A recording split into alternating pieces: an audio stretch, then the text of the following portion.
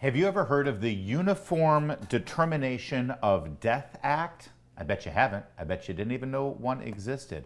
But it's pretty important. In fact, you should know about it. It's literally a matter of life and death. It's currently being re-examined, maybe redefined and rewritten. And it's something that we have just learned about because we read an article by our next guest, Sarah St. Onge, writer at The Federalist. Sarah, thanks for joining us. Oh, thank you for having me. So I think people will be surprised to know that there is a Uniform Determination of Death Act. What does this do? What does it do? So it's actually a legal framework, not a medical framework. It's it's a uniform law that's supposed to be generally followed by, all the states to determine when a person can be legally declared dead in a hospital. It kind of protects doctors from being prosecuted for, killing somebody, families from suing the doctors if they turn off a machinery after after a court order, if there's an argument, um, that Okay. kind of thing. I should also suspect that it aids families when they're making those really agonizing decisions about what kind of continued care they provide to loved ones. And this is a time, obviously, when there's a lot of emotion running high and sometimes Exactly. disagreement among family members. To have sort of a uniform guideline framework to go by can be helpful. Oh, absolutely. And I'm not anti-uniformed, I'm not anti turning off a machine if somebody's obviously has passed away. It's, Right. I've unfortunately had that to make that decision in my life. So, Right. So how I'm do not you against define this death? concept. Somebody's heart could still be pumping, but there is literally no activity in the brain. Is that person dead? Or Yeah. you can keep their heart pumping mechanically, but is that the right thing to do? All right. So that leads us to your article and what's now being contemplated, which is sort of redefining the terms of death. What's at play here? Okay, so what's at play here is in the United States, in order to declare somebody brain dead, um, there has to be whole brain death, meaning it's not just the brain stem has been damaged, which is the norm in other places, but the entire brain has to be completely gone for them to be declared dead. And that is something that there's been a lot of conflict over, because it allows people who may, like the case I mentioned in the article, Jahi McMath or McMath, it may allow a little bit of discrepancy between whether somebody is actually completely has passed away or whether it's just they've suffered a catastrophic injury. As it is now, um, we are not in line with other countries, and we are also not in line just each individually between the states in the United States. New Jersey, for example, does not accept the concept of brain death as a legal designation for death. So you can have somebody who is completely dependent on machines, but if there is a heartbeat and the respiration from from mechanical ventilation and absolutely no brain activity, they're still alive in the state of New Jersey, but they're not alive in the state of Connecticut. Yeah. It's just um, What yeah. what I found quite chilling, Sarah, is that you lay out the reasons why this Uniform Determination of Death Act is now being revised, or why they're trying to implement changes. The first is to make it more difficult for families, and especially families of minor children, to file suit against hospitals. Okay, that's the lawyers talking. But the other two reasons, to free up hospital beds and medical resources and to make available more organs for harvesting donations.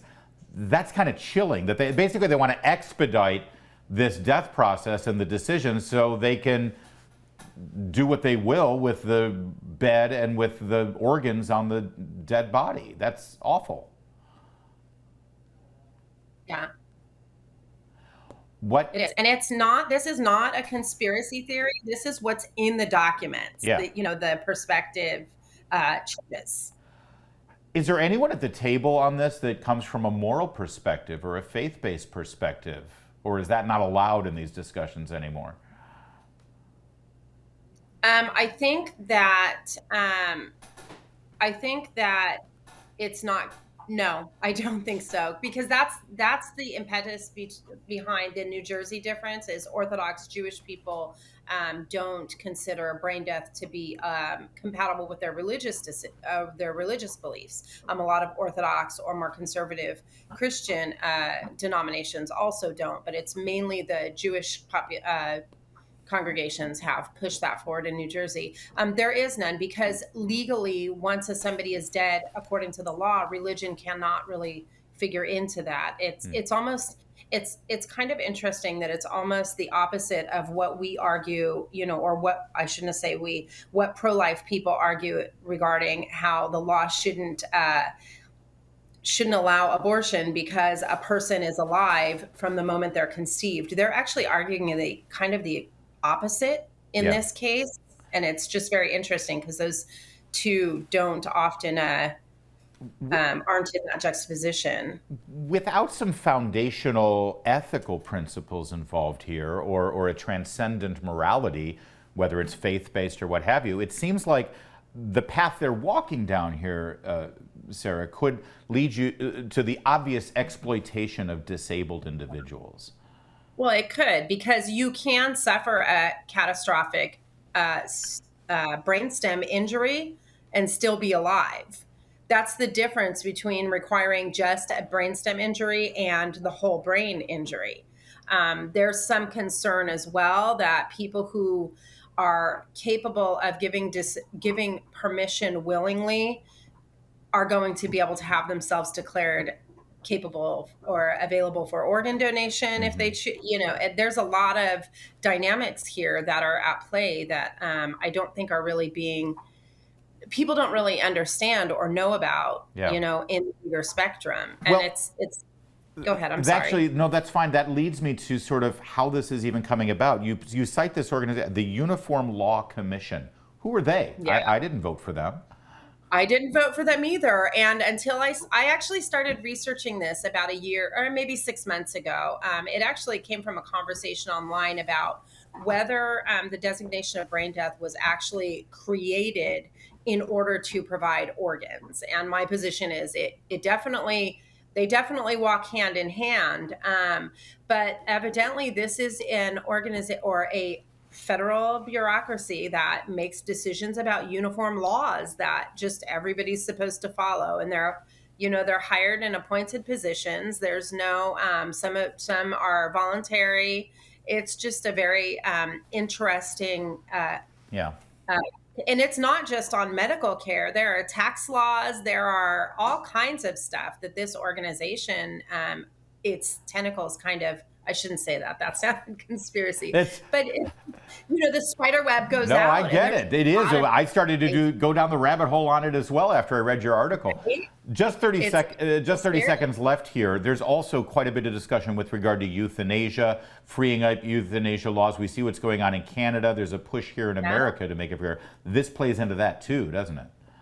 Yeah, it does. I live in New York right now, and we're considering euthanasia, legalized assisted suicide, actually, in New York now. It's going through the legislature, and unfortunately, it looks like it may possibly pass, which is a shame.